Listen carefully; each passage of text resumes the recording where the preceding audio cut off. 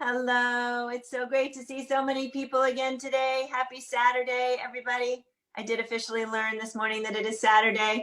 Not sure why lately it has been very complicated trying to remember the days. Hello. I'm so glad to see you all here. Hello, Mariana. Nice to have you again today. Hello, Toby in California, our teacher who comes on the weekends. We love it. Hello, Deborah in Kentucky. Great to see you. Doug in Vermont. Sandy in the Yukon, Busy Graham in Maryland, Executive Director of Carpe Diem Arts, and also co-hosting tonight's Community Sing, which we hope you'll join us for. Hello to Fred in Maryland, Pam in Maryland, Dennis in British Columbia. Hello, Dennis. Great to have you again today. Kathleen in Albuquerque, Carol in BC, Carolyn in Idaho. Hi there. Hello, Caroline in Maryland, and hello, Sheila in Florida. And Karen in Arizona, hello. Beryl in Chicago, Colin's mommy with Colin in the room, and maybe getting a Colin delivery pretty soon. Donna, nice to see you today. Glad you're with us. Marcia, glad to have you with us today. Jennifer, really glad you're here. It's Jennifer Cutting, our other co-host for this week. Barb in Kentucky, hello. Hindi in Toronto, hello. James and Issa, hello. Lisa, hi there in Indiana. Bonnie in Idaho, hello. Dan in Virginia. Jane, good morning, coming in from Pennsylvania. Marion, hello. And Francette and Dale in Colorado. Sid and Elise Witt in the room with us again today. Elise was our magical singer from yesterday. Thank you so much, Elise. Ellen in Colorado, and lots more folks off video. I'm so glad you're all here. Sorry if I didn't say hello to you, but I'll definitely say goodbye on the other end. And hello also to everybody out there on Facebook Live. Glad you are with us today. For the Washington Rebels Carpe Diem Arts Daily Antidote of Song, this week we are having our special partnership week with the Library of Congress American Folklife Center. It is our Archive Challenge week. We have 2 more days left, today and tomorrow. And we're super excited to have another great musician with us for the day and another great co-hosting time with Steve Winnick and Jennifer Cutting. Just a quick couple of notes. There's lyrics will be in the chat. My email's in the chat. If you want to get on our daily email list, we're here every day at noon. This week we hit 70,000 views and 225 days. And we're super excited to have this community together, finding a lot of solace and a lot of energy in each other every day. I also want to thank Colin Bills, who's running the tech today. Thank you, Colin. And also there's a donate link in the chat. All your donations go directly to the artists who lead us in song. Thank you so much for helping keeping this program going. And just a little note, there are some exciting add-ons today, maybe a little music, maybe a little video besides the live music, maybe even some other surprises, who knows?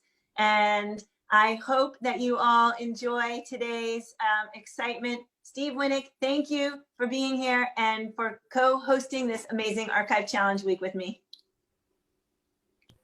Well, thank you, Joe, and thanks to, am I muted? Can people hear me? Okay.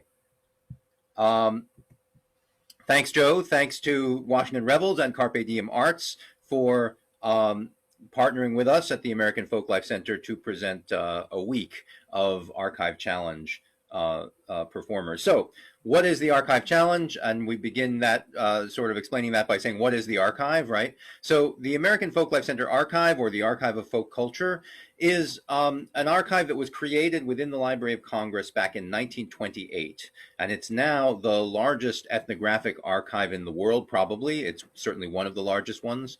And it contains a lot of materials, but it was founded on a core of sound recordings, because it was founded as the Archive of Folk Song back in 1928, and then it expanded its reach. So now it has millions of manuscript pages and photographs and all kinds of other stuff besides sound recordings, but initially it was a sound recording archive. Started out on wax cylinders, moved through discs onto all kinds of technologies like recording wires, tapes, and eventually, of course, what we have now, digital recordings.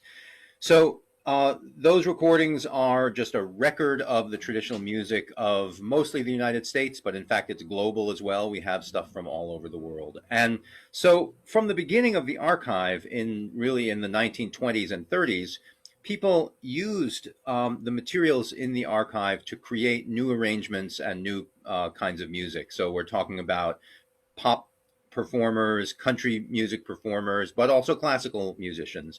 So possibly the best known one is what Aaron Copland did with a fiddle tune called Bonaparte's Retreat. It became the hoedown section of rodeo. So the piece that was known on American TV for the beef, it's what's for dinner ads, right? That piece of American classical music, possibly the best known piece of American classical music, is based on a recording in the archive of folk culture. The performers that we have in the archive include great people like Almeda Riddle. It was Granny Riddle's birthday today. She's passed away now, of course, but today is her birthday.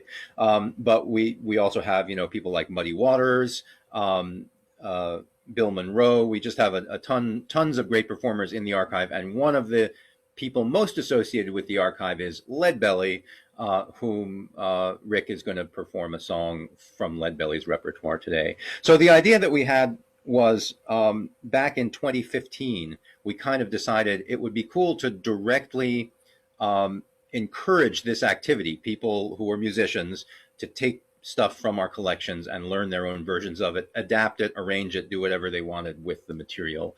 And so along with my colleague Jennifer Cutting, who's in the room, we devised a program that was called the Lomax Challenge in that year, because in 2015 it was Alan Lomax's centenary year. He'd been born in 1915. And so in the Lomax Challenge, what we did was we asked musicians to learn a piece from Alan Lomax's collections and perform that piece at a special showcase, which was at the Folk Alliance International Conference. And it was a great success. We had 17 performers perform different things from the archive, particularly from Lomax's repertoire. And we were asked to do it again. And in the future, we decided focusing on Lomax was too narrow, so we made it into the Archive Challenge, and so it has been ever since then. And we've had several iterations of this, so we still do it at Folk Alliance every year, and that went on through this past year. Technically this year, because Folk Alliance is in February. It was like the last thing we did before the pandemic hit, the last trip we were able to go on. So we did do it this year, and that was great. But we also have been doing it on stage and the Coolidge Auditorium at the Library of Congress. We've been having sampler concerts. And then we've also been inviting performers to come in and perform in the archive. That's been a more recent program. And then when the pandemic hit, all of those opportunities kind of shut down, at least temporarily. And we were thinking of how we could encourage this, continue to do this. And we thought of what we're calling the at-home archive challenge, which is to have musicians or other performers, other kinds of folk artists, make art at home, record themselves doing it, and then post those videos on social media. And we do have a sort of a blog post that explains how to do that. So later in the presentation, I'll drop a link in so that you can get there and see what the parameters are for this. But we started doing that, and then we had this great idea. Our buddy Jo Rossi, who's a really old friend, and actually when I first came to work at the Library of Congress, she worked in the American Folklife Center with me, so we were colleagues at the center at the time. And she's been running this fantastic daily antidote of song, and it occurred to us, wow, it would be a cool thing to have performers do this as part of the daily antidote. And so that's where we are now, doing weeks along with the daily antidote of people performing materials from the archive. And so we get to today, and I'm really excited to present Rik Palieri, who is an old friend of ours as well. He wears many hats in the folk music tradition, and I will talk a little bit more about that after he sings. But I just want to say that Rik, in addition to just being a great performer and a great songwriter, and he travels the country a lot. He's sort of known on the hobo circuit, among other things. That is to say, he's performed specifically hobo-related music and other kinds of materials. But he's just known all over the country as a great folk song troubadour. He follows in the tradition of people like Leadbelly and Pete Seeger, whom he really has revered and honored in his work. Rik also, I should say, is a TV host in Vermont, where he hosts a program called Songwriter's Notebook, which he's interviewed like everyone in the folk world over the years, and he's created a great archive of tapes of these interviews, which he then donated to the American Folklife Center archive. So we have Rik's collection as well, and we're very honored to have that. So Rik decided to come to us today and perform a song called Boll Weevil, or the Boll Weevil song, which is one of Leadbelly's fantastic songs. And Rik and I were talking just before this that there's confusion and nervousness about the Leadbelly Boll Weevil song, and this is because it's one of these great things about traditional music sometimes. Leadbelly actually performed two completely different versions of the Boll Weevil song. They have different melodies, different tunes, the words are different, everything's different about them. And so, you know, when you're talking to someone about Leadbelly's Boll Weevil song, you're never sure that you're talking about the same song. So we had to like exchange a lot of emails to be sure what we were talking about, which is a lot of fun. So I'm going to turn this over now to Rik. He's going to teach us the chorus and sing the song, and then we'll talk more with Rik and about Rik after the song is done. So without further ado, let us welcome the great Rik Palieri. Well, thank you very much. It's an honor to be here. I hope that I'm coming in nice and clear. And as Stephen said, this particular song is a really interesting song. I've known this song most of my life. You know, I fell in love with Leadbelly's music when I was just a teenager. I actually used to listen to Leadbelly. I had my little hi-fi next to my bed, and late at night I would put on a Leadbelly recording because it would take me back to another time. When you heard Leadbelly's voice, it just brought you back to a whole different world. And so when I thought about doing a song, I wanted to do a song that everybody kind of knew, that everybody knows the chorus, sort of. But going back to this original, it's not, this is where we're not really sure exactly what John Lomax recorded that very first time. But this recording was when Leadbelly was over in Wilton, Connecticut, at I think it's Mary Elizabeth Barnacle's cottage, where he was living and staying with John Lomax and Alan Lomax.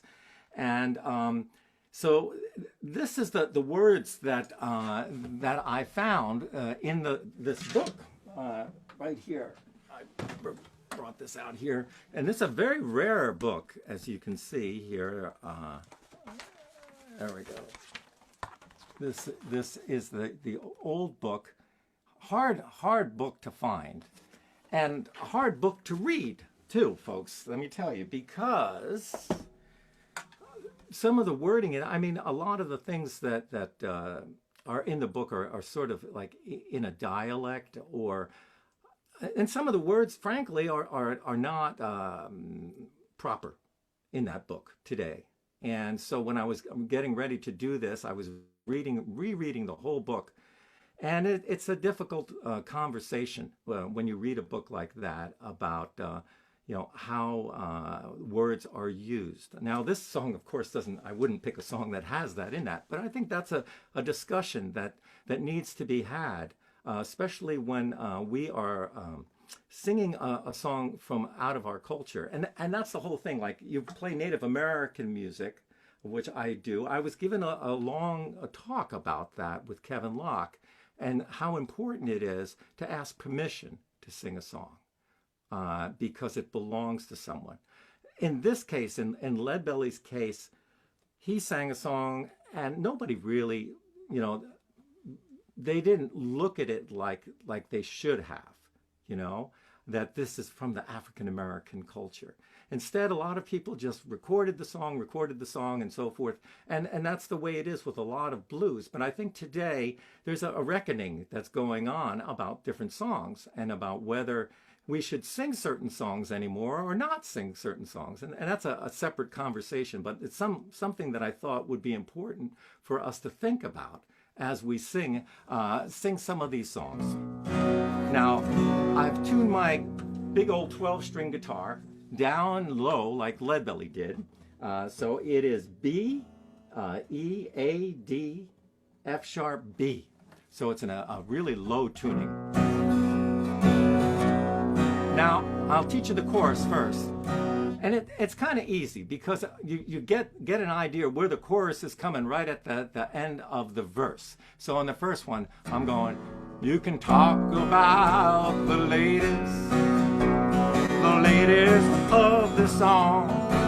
These devilish Boll Weevils, they'll rob you of your home. They're looking for a home.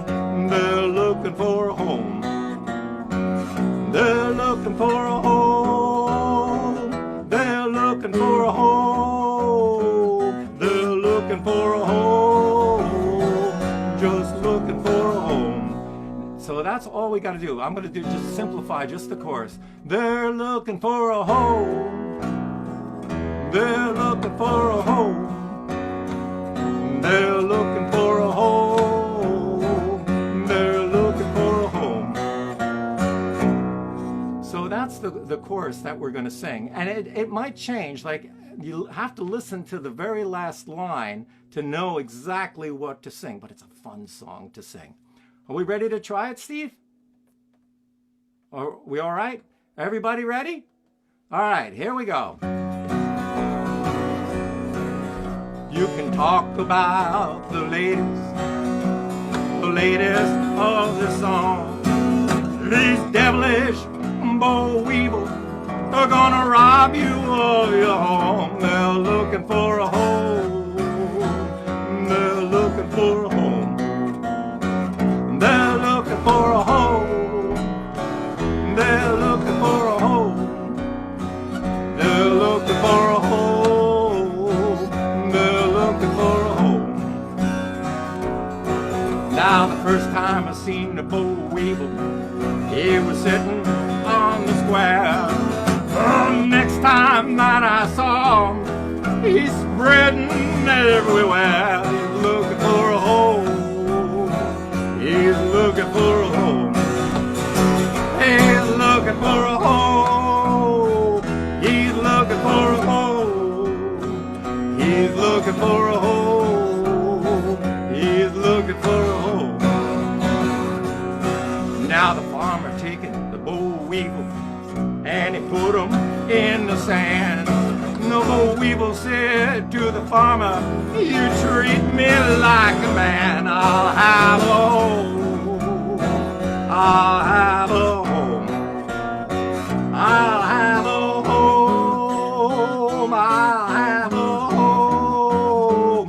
I'll have a home. I'll have a home.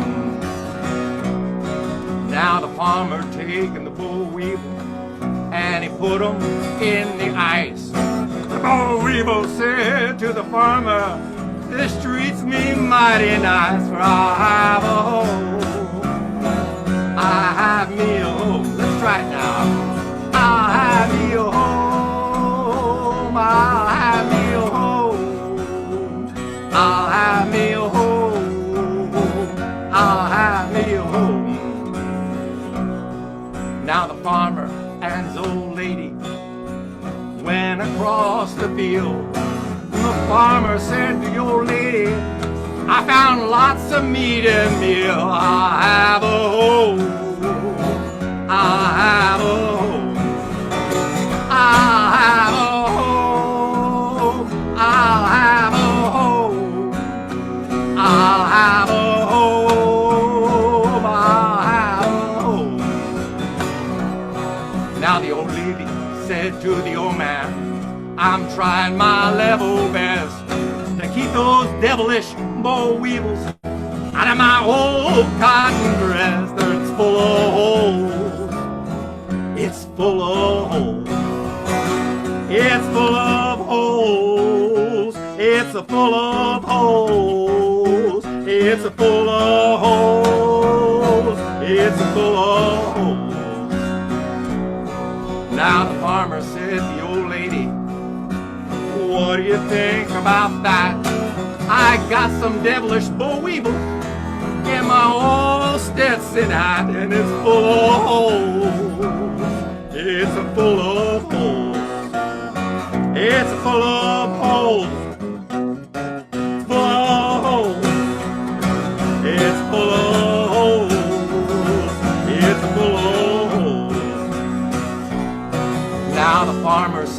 to the merchant. I never made but one bell. But before I let you have that last one, I'll suffer and die in jail, and I'll have a home. I'll have a home. I'll have a home. I'll have a home. I'll have a home. I'll have a home. One more time. I'll have a home. I'll have a home. I'll have a home. I'll have a home.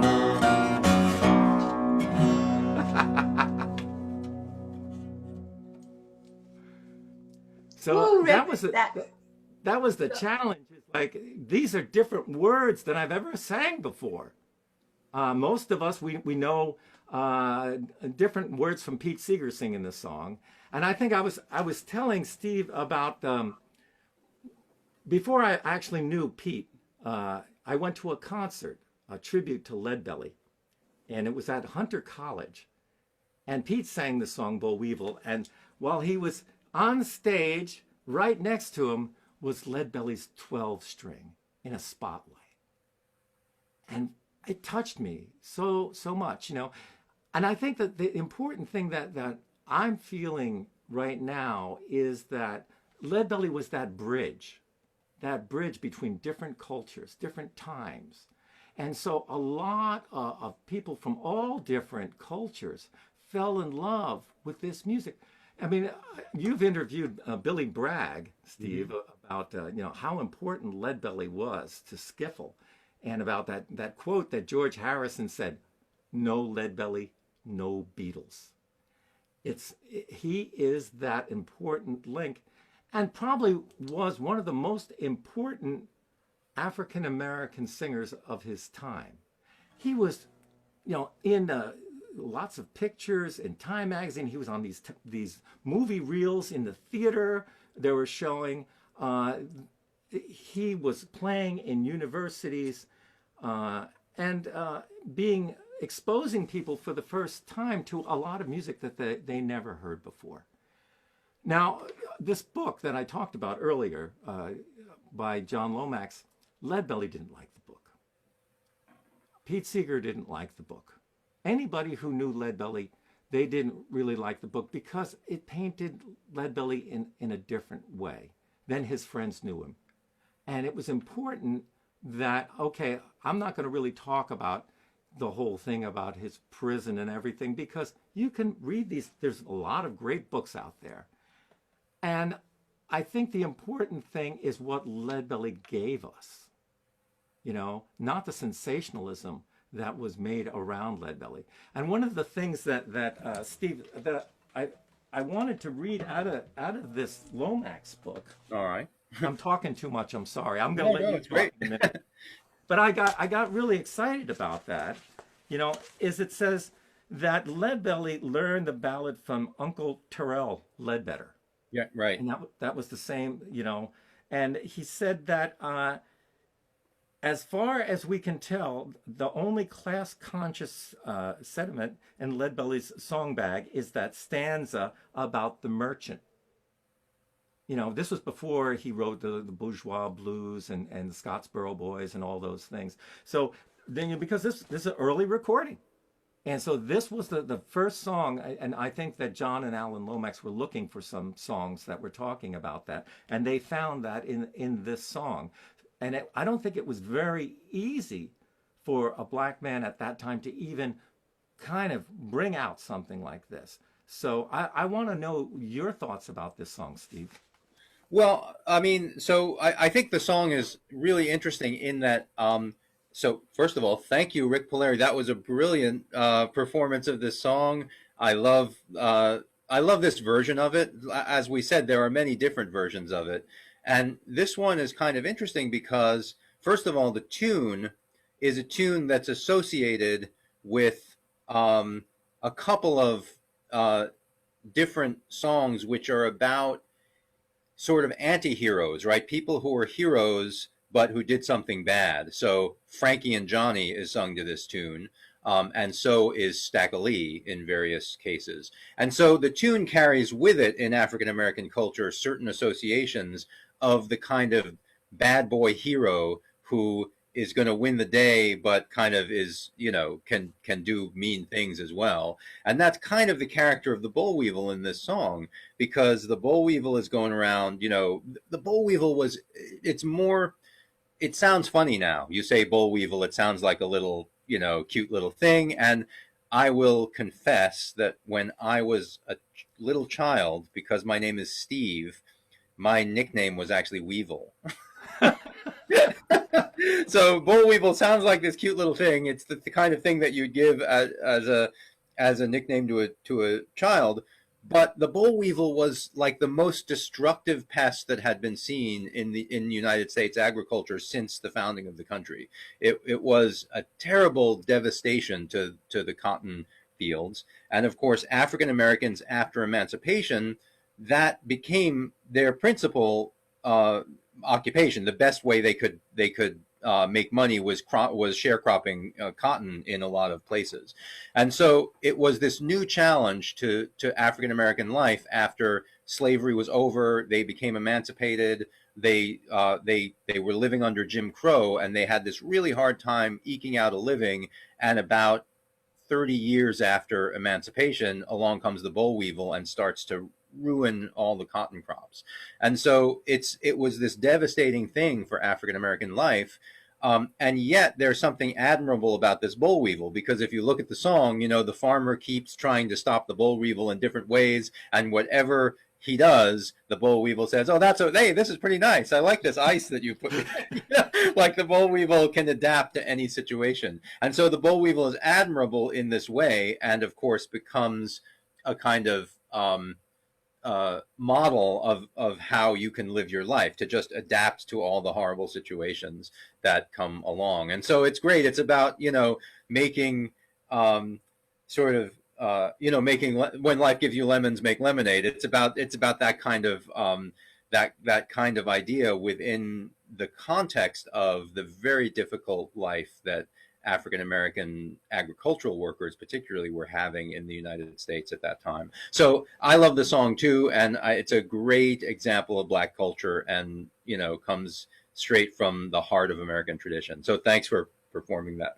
And what do you think about the idea of Leadbelly being that bridge, and exposing a lot of people to this music? And I think, making musicians respect the African American culture.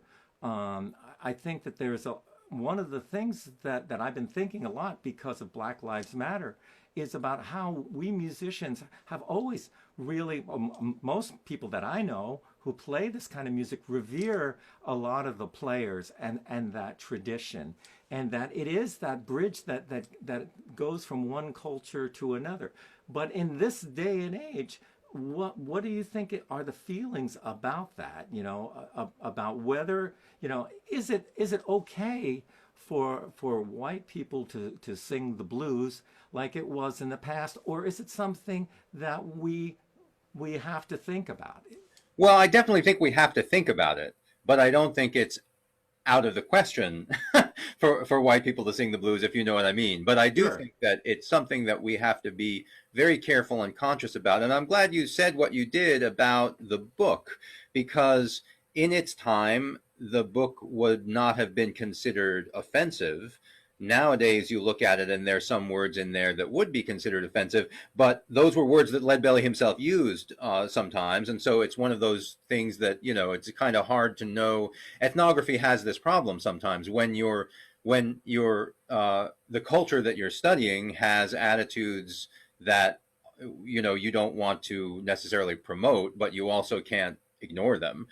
You have this problem of how to express all of that, and it's an important problem to think about, and it's been in the forefront of the discussion about roots music for the last little while, and I think it's an important discussion to have. And there's people on both sides. There are people who say, if you censor out the words like the N-word from songs like this, then you're erasing history. It's sort of the same argument that, like, we can't take down Confederate monuments, and there's other people on the other side who say, yeah, but you're not really erasing history because those recordings still exist, right?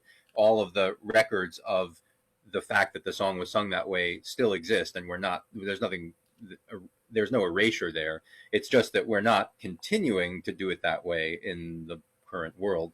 So I think it's an important discussion to have, and it's going to keep happening. People are going to keep having to wrestle with this issue. It's really important. Yeah, I think for the first time that we have to ask ourselves these questions and to honor where these songs came from and to understand where they came from so we don't abuse that song or use it in the wrong way. Sometimes we'll sing something that we don't know anything about, and I think that's one of the things about when I sing a lot of different music and like the Polish music or stuff like that. You have to know what you're singing about. Right. It's like, okay, you can sing that song, but you better know what that word means before you use it. And there's this particular book, it's I think that if you can find it in your library, and it's a very expensive book to find. Yeah, and it is called Negro Folk Songs as Sung by Leadbelly. People asked in the chat. So that's the title of the song, Negro Folk Songs as Sung by Leadbelly, by John Lomax. Yeah. It is hard to read because of that. Preparing for this, I went back and I was reading all my old books. And of course, this book here. Yes. Great Wonderful book to learn about Leadbelly. And I think, I just the person that I am, I love to know the background of what I'm singing about and about the people. And so I didn't want to go into singing this song and I'm just going to sing this song. I wanted to make sure that I kind of really understood, and I went back and revisited it because I hadn't, like I said, I sang it in a different way. Right. So it was really interesting to reapproach this.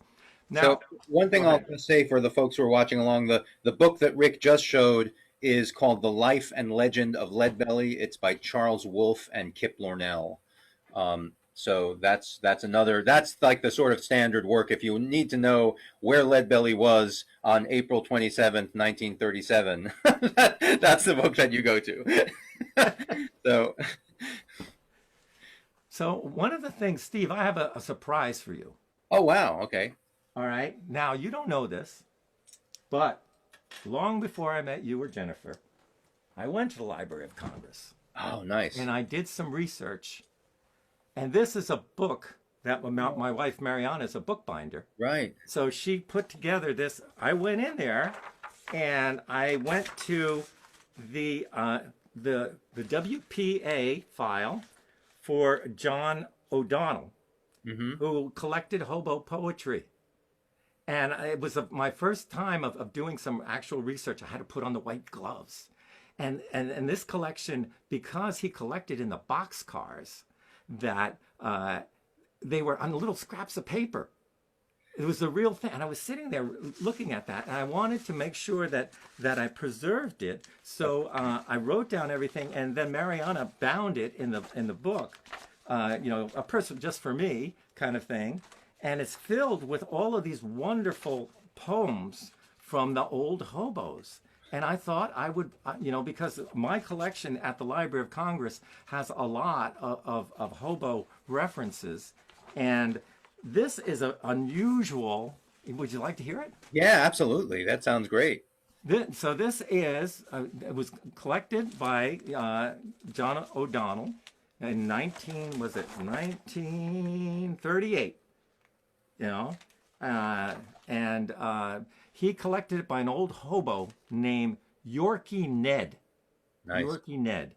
And this is a funny one. I love this one. This is the convention at Montreal, right? And I don't mind. Excuse me, folks. I'm just going to have a little bit of fun reading this because it's sort of in a dialect kind of thing.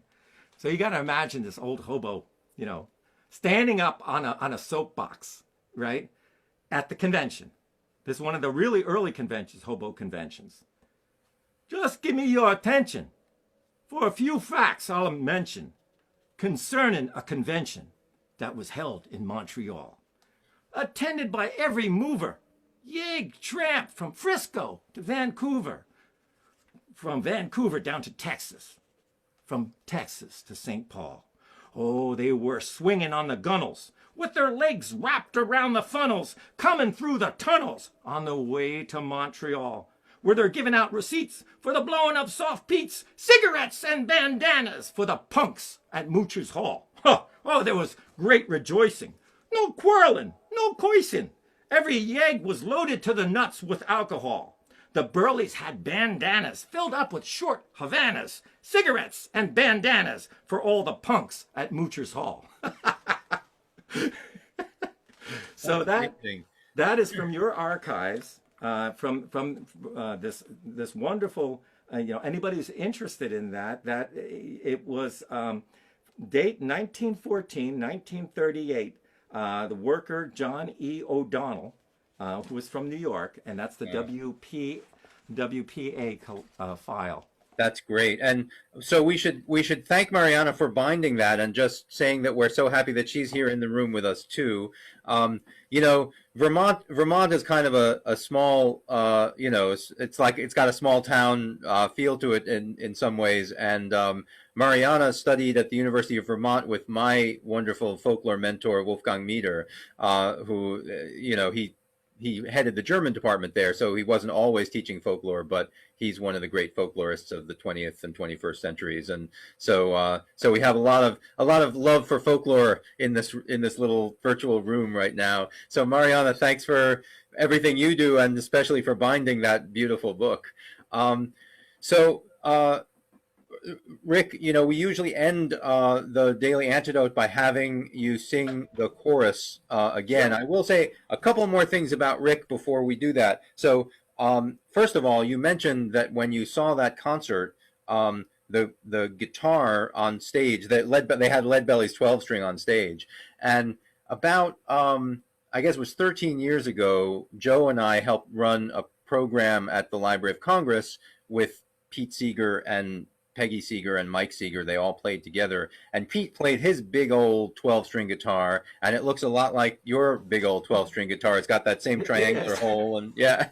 So I can see the lineage of Pete Seeger coming down. But I should also say, I mentioned before that Rik wears many hats in the folk music community.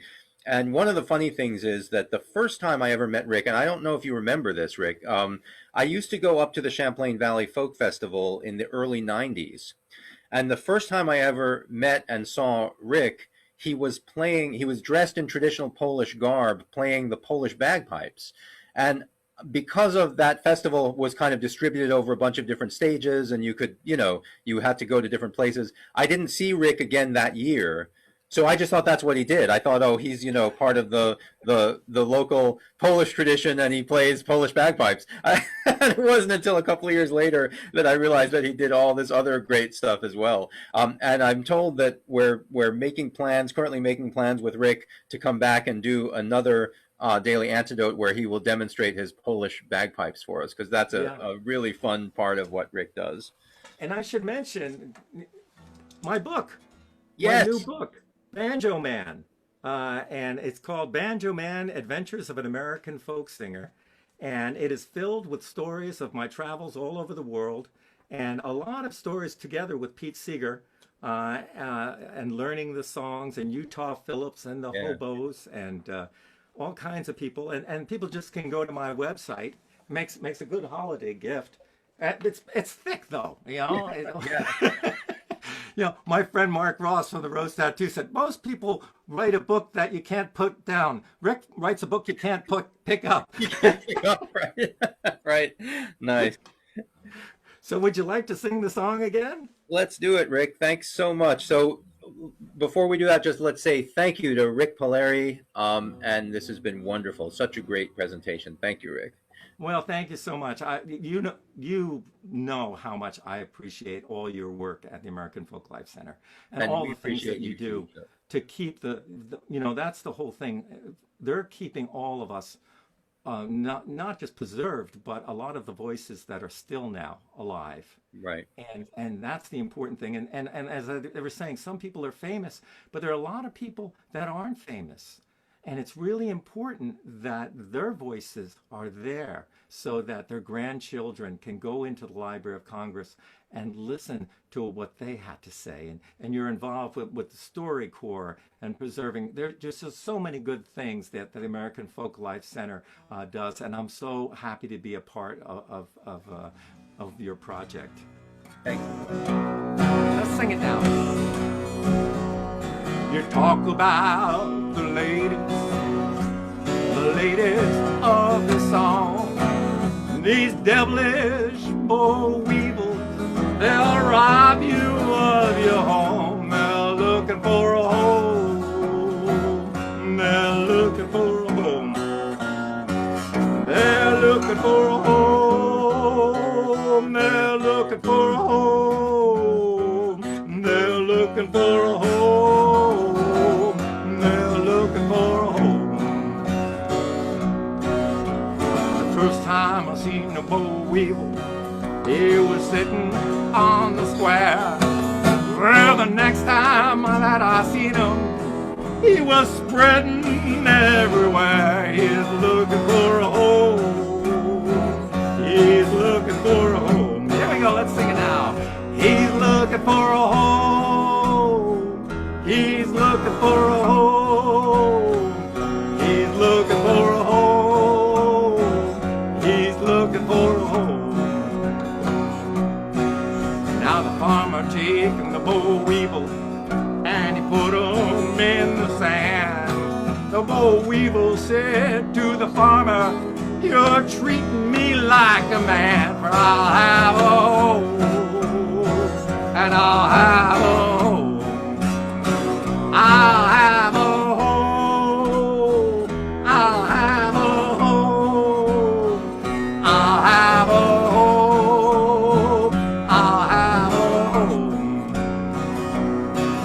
Now the farmer take the Boll Weevil and he put him in the ice. The Boll Weevil said to the farmer, "This is treating me mighty nice. I'll have a home. I'll have a home. I'll have a home. I'll have a home. I'll have a home. I'll have a home." Now the farmer and his old lady, they went across the field. The farmer said to the old lady, "I found lots of meat and meal, and I'll have me a home. Yeah, I'll have me a home." Here we go. I'll have me a home. I'll have me a home. I'll have me a home. I'll have me a home. Now the old lady said to the old man, "I try my level best to keep those devilish Boll Weevils out of my old cotton dress." It was full of holes. It was full of holes. It was full of holes. It was full of holes. It was full of holes. It was full of holes. Now the farmer said to the old lady, "Now what do you think about that? Those devilish Boll Weevils got into my Stetson hat, and it's full of holes. It's full of holes, yeah. It was full of holes. It was full of holes. It was full of holes. It's full of holes." Now the farmer says to the merchant, "I never made one bale. But before I let you have that last one, I'll suffer and die in jail. I'll have a home. I'll have a home. I'll have a home. I'll have a home. I'll have a home. I'll have a home." Now one of the verses that a lot of people like to sing, that isn't in this one, it goes, "If anybody asks you people who done sing this song, tell them it was just some old folk singer but he done been here and gone. He's looking for a home. He's looking for a home. Lock your doors now. He's looking for a home. He's looking for a home. He's looking for a home. He's looking for a home. Last time, here we go. He's looking for a home. He's looking for a home. He's looking for a home. He's looking for a home.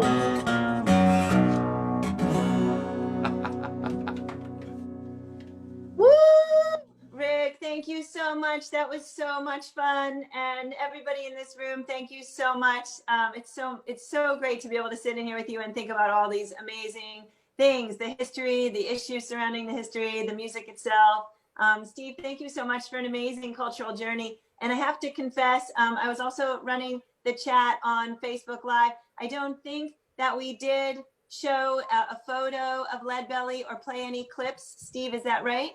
That, am I muted? Hang on. No, you're not. Oh, that is correct. We were going to, and we just kind of started talking and we got, yeah. So I'm going to pop into the chat a link to a video of Leadbelly singing this version of this song. So, can Colin show it now, or show whatever it was we had show it now. So I'll just introduce it by saying that Leadbelly had a lot of aspects to his performance styles, and one of the things he sometimes liked to do was perform for kids. And so I think the clip that I sent over to Colin is one where he's singing the Boll Weevil song for kids, and he may adapt, you know, the lyrics to be more child friendly. This is a great picture of Leadbelly because his first instrument was actually a diatonic button accordion. He was from the Shreveport area in Louisiana, and it was fairly common instrument there. Just as it entered Cajun culture, it also entered other Louisiana folk cultures. And some of the very first known accordion players in Louisiana were Black Americans who played the diatonic box, and Leadbelly was directly in that tradition. And so some of the songs that he sang, he could play them on the guitar, but he could also play them on the accordion and sing with the accordion. Uncommon to hear it. He didn't record with the accordion that much, but there's a few notable recordings of Leadbelly with his accordion. Great. What is your name? My name's Celia. What's yours? My name is Huddy Ledbetter. Oh, and these young folks in the studio are all friends of mine, and they've come to the studio this morning to hear you sing and play. Are you glad to see them? Well, I'm sure is. Good morning, children. Good morning, Ledbetter. We surely like the tune you were just playing, Mr. Ledbetter. Do you know some more that you could sing for us? Well, I know lots more. How about the one about the Boll Weevil? I thought that was awfully cute. Well, that'd be mighty fine. The Boll Weevil, I'll tell you a little story about it, which is a little bug long years ago. Rob, people love their homes. And ever since the Boll Weevil been gone, the people have been singing this song. You can talk about the latest of your own. These Boll Weevils, they will rob you of a home. They're looking for a home. They're looking for a home. First time I seen the Boll Weevil, he was sitting on a square. Next time I seen the Boll Weevil, he had his whole family there. He's looking for a home. He's looking for a home. The farmer take the Boll Weevil. Thank you, Colin. That was great. So I think I also found a card from the card catalog that I think, Steve, you're going to have to let me know if I found a correct thing. I think it's from the Library of Congress card catalog, and I think it's Leadbelly's Boll Weevil. Can you say something about this? Yes, absolutely. So that is the recording that the transcription in the book that Rick was talking about comes from. And this was a recording that he made in 1935 in Wilton, Connecticut, which that year he spent some time living there in Mary Elizabeth Barnacle's house and some time in New York City. And so his recording sessions were divided over those two places. But John and Alan Lomax essentially traveled freely between those places and recorded him wherever he was. And and so that is where the recording was made. There's some there's some confusion as to exactly when. The card catalog says February 1935, and we believe that's correct. But for some reason, Wolf and Lornell placed this recording on January 20th, 1935. I don't know what the reason. I mean, they obviously have a reason for thinking it wasn't February, or they wouldn't contradict the card. And I haven't looked deeply enough into it to know exactly why they've made that change. But Stephen, one of the things that's in their book, that's where they printed the date in the back. Yeah, exactly. It's in the sessionography in the back of the book that says exactly what date he recorded everything on, and they said January 20th in the sessionography. Restricted. There it says restricted on the card. And that's a good question. So there are different reasons for restrictions to be placed on recordings. In this case, we believe that, or I believe, I haven't checked into this, that it's just that we check if we can get permission from artists to give their recordings to people if people ask for them. And we put restrictions on recordings for a number of reasons. And I think the reason here was probably that because Leadbelly made his living as a musician and was a professional recording artist, he personally didn't want recordings of his floating around that weren't going to make him any money, right? So his family would have said, please don't just give his recordings freely out. And so we put that restricted on the card so that when archival staff were deciding whether to give the recordings out to people, they would know that there was a note there that they should look at to determine what the parameters were under which they could give it out. But other reasons for restrictions include, believe it or not, content. So it used to be that songs that were considered kind of dirty, the library wouldn't distribute those recordings because of blue laws and that kind of thing. So they didn't want to put out recordings with dirty words in them and that kind of thing. So there's a number of reasons for restricted to be written on a card. That was a question in the chat. So Thank you, Steve. Yeah, so also in the chat are all the people who are appreciating the cards from the card catalogs and how much we miss those. It's a little bit like letter writing, a thing that's gone away. And I do want to shout out my mom and all the librarians in the room who still love those card catalogs, and lots of us who've actually gone out and found them as like pieces of furniture to be able to still have the. Go ahead, Steve. And we should also give a shout out to our friend Jennifer Cutting, who's in the room now, my colleague at the Library of Congress, because it was through her efforts that we digitized that card catalog. So the card catalog for our disc era recordings, and it's just one of several card catalogs that we have in the Folklife Center, is online and available digitally. And that's why you were able to find that card. And so Jennifer's efforts made that happen. And it really makes it easier to search for materials within that era of our recordings from about, the beginning of the archive in the 1930s to it goes into the 70s, but really the 30s to the 50s is the block that it's most, it covers. So it's great to have the card catalog online. So so thanks to Jennifer for that. Thank you. I see another request in the chat that I mentioned that tonight there's a Carpe Diem Revels Community Family Sing, which will be at 6:30 p.m. with Kevin Locke, who was mentioned by Rik today. And Kevin is a great performer of Native American traditions. And so it's great to have Kevin in the room. John McCutcheon, Munit Mesfin, Diana Saez, and Kinobe. So an all-star lineup. And that celebrates Native American Heritage Month and Thanksgiving and other things that we're thankful for now at this time of year. So come along to that as well.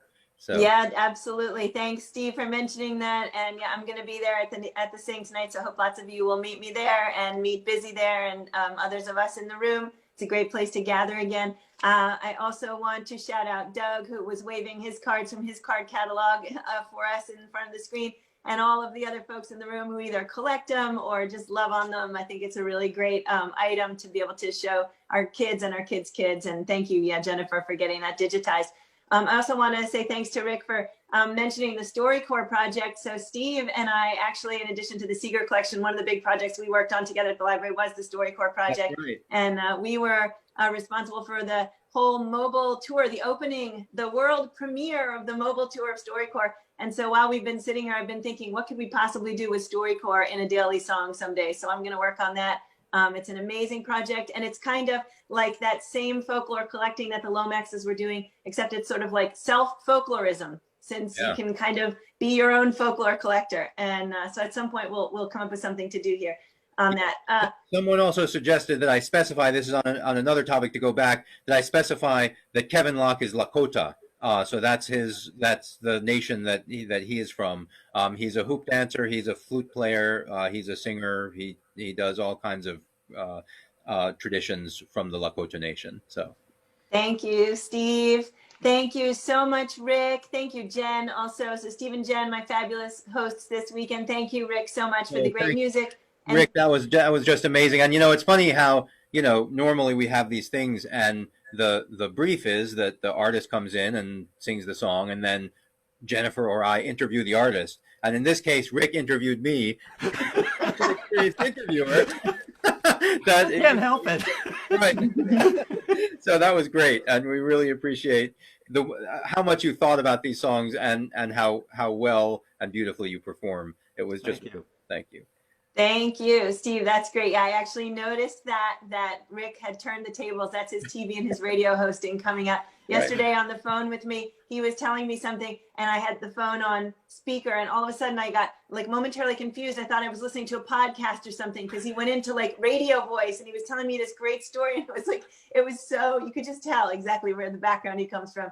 Rik, thank you again so much. Steve, thank you so much. Jen, and I want to say goodbye to everybody on Facebook Live. Thank you for sticking with us, and I'll see you tomorrow. And to everybody.